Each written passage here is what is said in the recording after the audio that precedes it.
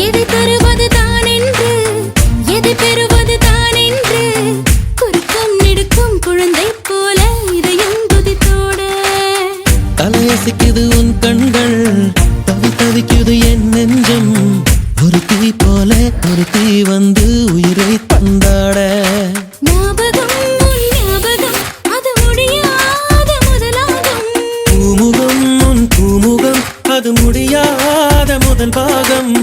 பெண் கவிதை இவைதானே உன் இதழால் படிப்பாயோ கண்ணிமையால் என்னை மூடி காதல் திறப்பாயோ பட்டாம் பூச்சி கூப்பிடும் போது பூவே ஓடாதே